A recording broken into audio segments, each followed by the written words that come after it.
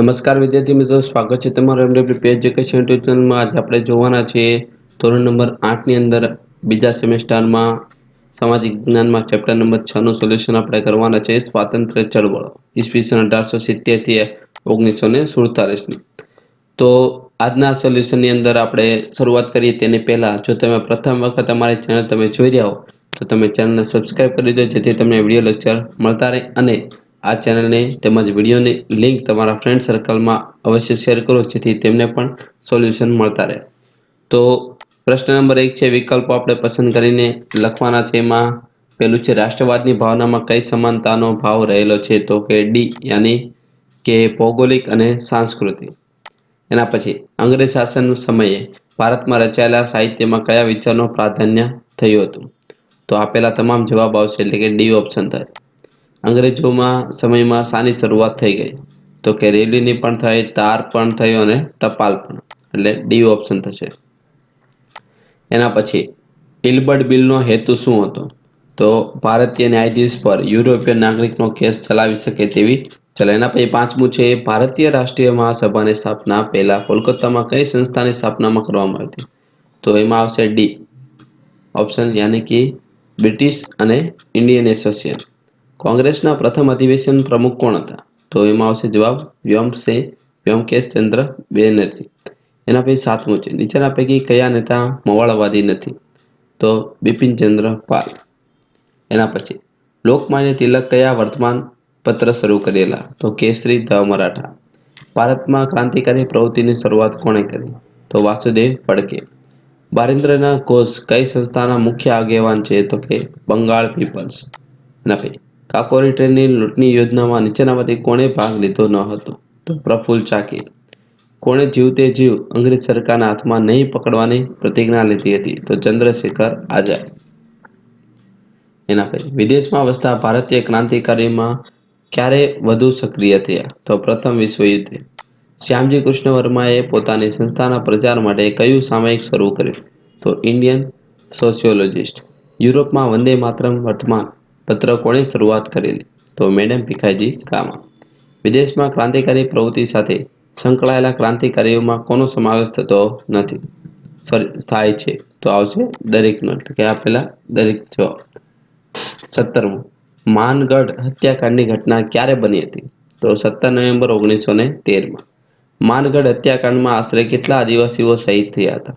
તો 1200 થી વધુ। ગાંધીજી ક્યારે ભારત પરત ફર્યા હતા? તો ઈસવીસન 1915। ગાંધીજીના શરૂઆતના સત્યાગ્રહને લીધે તેમને કયા સાથીદારો મળ્યા હતા? રાજેન્દ્ર પ્રસાદ વલ્લભભાઈ પટેલ। કોના આગ્રહથી ગાંધીજી મોતીહારી આવ્યા હતા? તો રાજકુમાર શુકલ। ખેડા સત્યાગ્રહના આગેવાનો કોણ હતા? તેમાં આવશે ડી, યાની એ અને બી બંને જવાબ આવશે, ગાંધીજી અને વલ્લભભાઈ પટેલ। જલિયાવાલા બાગ હત્યાકાંડના કારણે ગાંધીજી અંગ્રેજ સરકાર દ્વારા અપાયેલ કાયદાનો ઇલકાબ ત્યજી દીધો, તો આવશે કેસરે હિન્દ। ગાંધીજીએ અસહકાર આંદોલન ક્યારે શરૂ કરેલું? તો 1920। નીચેનામાંથી કઈ બાબતનો ખંડનાત્મક પાસામાં સમાવેશ થતો નથી? તો આવશે દારૂબંધી। 26મું છે, અસહકાર આંદોલનમાં રચનાત્મક પાસામાં નીચેનામાંથી કઈ બાબતનો સમાવેશ થયો હતો? તો એમાં આવશે ખાદ્ય ઉત્પાદન। અસહકાર આંદોલન સાથે નીચેના પૈકી કઈ બાબત સંકળાયેલી હતી? તો દરેક આવશે, એટલે ડી ઓપ્શન। વન સત્યાગ્રહ ક્યાં કરવામાં આવેલો હતો? તો આંધ્રપ્રદેશની અંદર। બારડોલી સત્યાગ્રહ ક્યારે કરવામાં આવ્યો? ઈસવીસન 1928માં। જતીનદાસ એ જેલમાં ખરાબ ખોરાક અને ખરાબ વર્તન સામે ઉપવાસ શરૂ કર્યા અને 64મા દિવસે તેનું અવસાન થયું। દાંડી કૂચનો રસ્તો કેટલા કિલોમીટરનો છે? 370 કિલોમીટર। ગાંધીજીની ધરપકડ થતા ધારાસણા સત્યાગ્રહની આગેવાની કોણે લીધી? તો અબ્બા સાહેબ તૈયબજીએ। એના પછી સવિનય કાનૂન ભંગની લડતમાં નીચેના પૈકી કોણે ભાગ લીધો હતો? તો દરેક આવશે, એટલે ડી ઓપ્શન। સુભાષચંદ્ર બોઝે ખાલસા જેવી મુશ્કેલી પરીક્ષા પાસ કરેલી હતી, તો ICS। આઝાદ હિન્દ ફૌજમાં પ્રથમ સેનાપતિ કોણ હતા? કેપ્ટન મોહનસિંહ। આઝાદ હિન્દ ફૌજની મહિલા બ્રિગેડનું નામ શું હતું? લક્ષ્મીબાઈ બ્રિગેડ। એના પછી 37 મુજબ કેબિનેટ મિશન યોજનામાં કેટલા પ્રધાનો હતા? તો આવશે 3। વડાપ્રધાન એટલે બ્રિટિશ સરકાર જૂન 1948માં ભારતમાંથી વિદાય લેશે તેની જાહેરાત કરી. ચાલો એના પછી વિદ્યાર્થી મિત્રો હવે પ્રશ્ન નંબર 2 છે ખાલી જગ્યા. જે તમારે આમાંથી એના દરેક ખાલી જગ્યાના ઉત્તર તમારે જોઈને આમાં લખવાના રહેશે તમારા આઈડિયલની અંદર. તો આ વિડીયોને તમારે આગળ વધારતા જઈએ અને તેમાંથી દરેક પ્રશ્નના ઉત્તર તમે તમારી આઈડિયલની અંદર તમે નોટ કરતા જાઓ.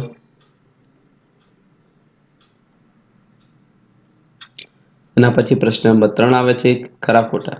તો અહીંયા દરેક પ્રશ્નના તમને ઉત્તર ખરા ખોટા તમને વિધાન સાચું છે કે ખોટું છે તમને નિશાની સાથે તમને અહીંયા આપેલા છે. તો તમે તે પણ જોઈને તમારા આઈડિયલની અંદર તમે નોટ ડાઉન કરી શકો છો.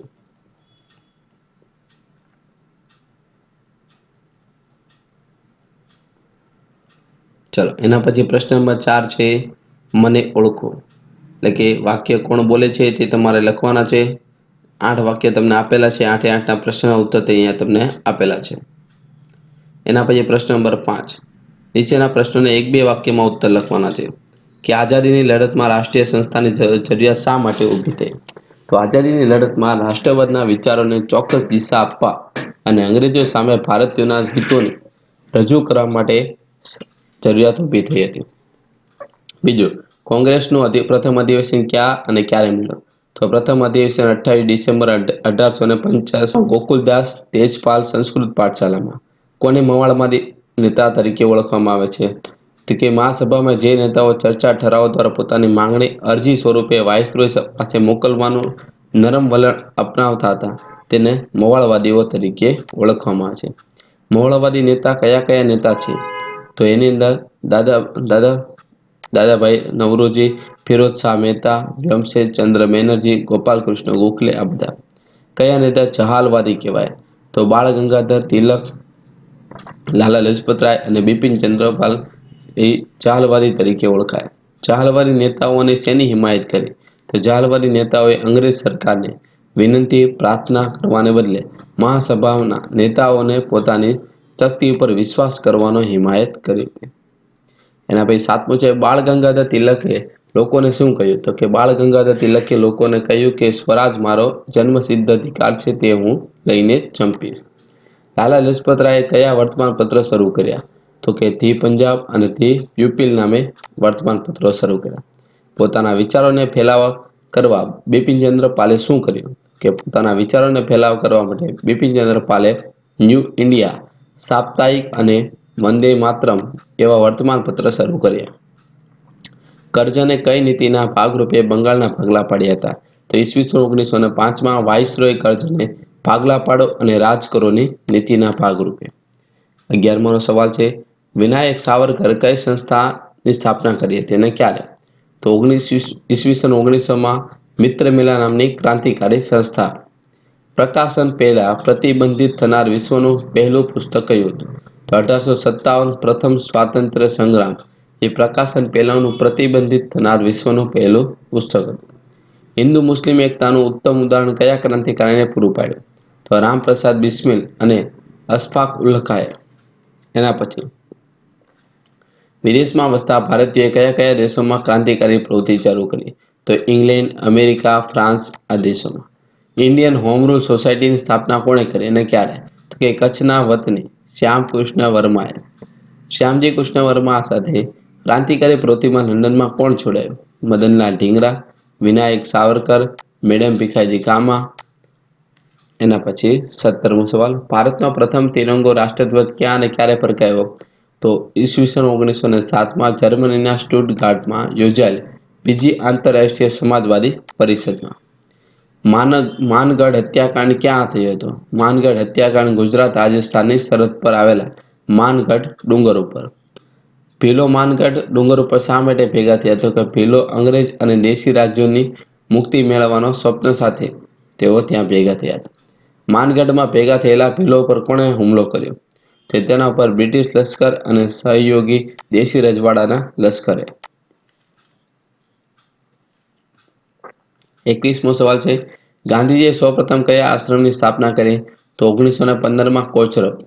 ગાંધીજીના શરૂઆતના સત્યાગ્રહમાં કયા સત્યાગ્રહ અને લડતનો સમાવેશ થાય છે. તો તેની અંદર ચંપારણ આવે છે, ખેડા સત્યાગ્રહ, અમદાવાદના મજૂરોના પ્રશ્ન બાબતે લડતનો સમાવેશ, એના પછી કઈ પદ્ધતિને તીન કઠિયા પદ્ધતિ તરીકે ઓળખાય? બિહારમાં ચંપારણમાં અંગ્રેજી સરકાર દ્વારા ખેડૂતોને તણના છેદમાં 20 જમીન ઉપર માત્ર ગળીને ખેતી કરવાની ફરજ આપવામાં આવતી હતી. આ પદ્ધતિને અસહકાર આંદોલનના મુખ્ય કેટલા પાસા છે? તો 2, ખંડાત્મક અને રચનાત્મક.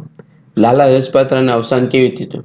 કે લાહોરમાં સાયમન કમિશનના શાંત વિરોધ પ્રદર્શન દરમિયાન લાઠીચાર્જ થતાં લાલા લજપત રાય ઘાયલ થયા. ત્યારબાદ તેનું મૃત્યુ થયું. લાલાજીના મૃત્યુની ખબર કયા ક્રાંતિકારીઓ ઉશ્કેરાયેલા હતા? ભગતસિંહ, સુખદેવ, રાજગુરુ વગેરે. પૂર્ણ સ્વરાજનો ઠરાવ ક્યારે પસાર કર્યો? 19 ડિસેમ્બર 1929ના રોજ લાહોર ખાતે જવાહરલાલ નહેરુની અધ્યક્ષતામાં મેળવીને કોંગ્રેસ અધિવેશનમાં પૂર્ણ સ્વરાજનો ઠરાવ પસાર કર્યો. દાંડી કૂચ ક્યારે અને ક્યાંથી શરૂ કરી? તો 12 માર્ચ 1930ના રોજ અમદાવાદના સાબરમતી આશ્રમથી. દાંડી કૂચ દરમિયાન કયા કયા ગામો કે શહેરોમાં સભા ભરવામાં આવતી હતી? તો તે દરમિયાન અસલાલી, બારેજા, નડિયાદ, આણંદ, રાસ, જાંબુસર, સુરત, નવસારી જેવા નાના મોટા ગામ કે શહેરોમાં. ગાંધીજી ક્યારે અને કેવી રીતે મીઠાના કાયદાનો ભંગ કર્યો? તો 6 એપ્રિલ 1930ના રોજ સવારે દાંડીના દરિયા કિનારે મીઠું હાથમાં લઈ. ગુજરાતમાં ધારાસણા ઉપરાંત કયા કયા સ્થળે મીઠાનો સત્યાગ્રહ થયો? વિરમગામ, ધોલેરા, સુરજ કરાડી અને વડાલામાં. એના પછી પ્રથમ ગોળમેજી પરિષદ સાથે નિષ્ફળ થઈ? કોંગ્રેસની ગેરહાજરીના કારણે. બીજી ગોળમેજી પરિષદ સાથે નિષ્ફળ થઈ? તો 1931માં બીજી ગોળમેજી પરિષદમાં ગાંધીજીએ હાજરી આપી, પરંતુ તેમાં કોમી મતદાર મંડળનો પ્રશ્ન ઉપસ્થિત થતા આ પરિષદ પણ નિષ્ફળ થઈ. હિન્દ છોડોનો ઠરાવ ક્યારે પસાર કરવામાં? 8મી ઓગસ્ટ 1942માં મુંબઈમાં મળેલી કોંગ્રેસની મહાસમિતિની બેઠકમાં અંગ્રેજોએ ભારત છોડી દેવા ઐતિહાસિક હિન્દ છોડોનો ઠરાવ પસાર કરેલો હતો. 9મી ઓગસ્ટ 1942માં કયા કોંગ્રેસ નેતાની ધરપકડ કરવામાં આવી? તો વહેલી સવારે ગાંધીજી, વલ્લભભાઈ પટેલ, જવાહરલાલ નહેરુ, મૌલાના આઝાદ વગેરે નેતાઓને. એના પછી સુભાષચંદ્ર બોઝનો જન્મ ક્યાં અને ક્યારે થયો હતો? તો 23 જાન્યુઆરી 1897ના રોજ ઓડિશાના કટક શહેરમાં. સુભાષચંદ્ર બોઝ કયા 2 વર્ષે કોંગ્રેસના પ્રમુખ તરીકે ચૂંટાયા? તો 1838 અને 1939. 1839 અહીંયા 1800 આવશે. ચાલો એના પછી આવશે 1938 આવશે ને 1939. સુભાષચંદ્ર બોઝે કયા રાજકીય પક્ષની સ્થાપના કરી? તો ફોરવર્ડ બ્લોક નામના નવા રાજકીય પક્ષ. એનું સૂત્ર કયું હતું? તો તુમ મુझे खून दो मैं तुम्हें आजादी दूंगा. આઝાદ હિંદ ફૌજની પીછેહટ સાથે થઈ. બીજા વિશ્વયુદ્ધમાં જાપાનની સ્થિતિ બદલાતા પુરવઠાની તંગી સર્જાય. વળી ભારે વરસાદ, ભૂખમરા અને પ્રાકૃતિક પ્રતિકૂળની સર્જતા આઝાદ હિંદ ફૌજને પીછેહટ કરવી. નેતાજીનું અવસાન ક્યારે થયું હોવાનું છે? 18 ઓગસ્ટ 1945 વિમાન અકસ્માતમાં. ભારતીય નૌસેનાના સૈનિકોએ ક્યાં અને ક્યારે વિદ્રોહ કર્યો? તો 1946માં મુંબઈમાં. બ્રિટિશ કમિશનની યોજનામાં કઈ બાબતનો સમાવેશ થતો હતો? તો કેબિનેટ મિશનની યોજનામાં 2 બાબતનો સમાવેશ થતો. એક લાંબા ગાળાની યોજના અને બીજી વચગાળાની યોજના. કેબિનેટ મિશનની લાંબા ગાળાની યોજના શું હતી? તો કે કેબિનેટ મિશનની લાંબા ગાળાની યોજનામાં ભારતને હિન્દુ બહુમતી વિસ્તારો, મુસ્લિમ બહુમતીવાળા વિસ્તારો અને મિશ્ર વસ્તી એમ 3 જૂથમાં વહેંચવામાં આવે. બંધારણ સભા માટે ચૂંટણી ક્યારે થઈ? તો એના માટે ચૂંટણી જુલાઈ 1946માં. માઉન્ટ બેન્ટને કઈ દલીલ કોંગ્રેસના નેતાઓને યોગ્ય લાગી?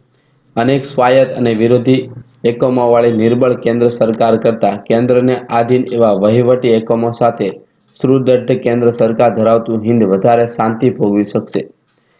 હિન્દ સ્વાતંત્ર્ય ધારો ક્યારે કોણે પસાર કર્યો? તો માઉન્ટ બેન્ટને જુલાઈ 1947માં. ભારતને એક સ્વતંત્ર રાષ્ટ્રનો દરજ્જો ક્યારે અને કેવી રીતે આપ્યો? તો કે 14 ઓગસ્ટ 1947થી મધરાત્રિ પછી 15 ઓગસ્ટના રોજ દિલ્હીના લાલ કિલ્લા ઉપર બ્રિટને યુનિયન જેક ઉતારી તેના સ્થાને ત્રિરંગો ધ્વજ ફરકાવીને એક સ્વતંત્ર રાષ્ટ્રનો દરજ્જો આપવામાં આવ્યો. ચલો એના પછી હવે તમને નેક્સ્ટ વિડીયો લેક્ચરમાં આપણે ચેપ્ટર નંબર 7 જોવાના છે, તો તેના માટે તમે ચેનલ સબસ્ક્રાઈબ કરો જેથી તમને વિડીયો લેક્ચર મળતા રહે. Thank you. જય હિન્દ, જય ભારત.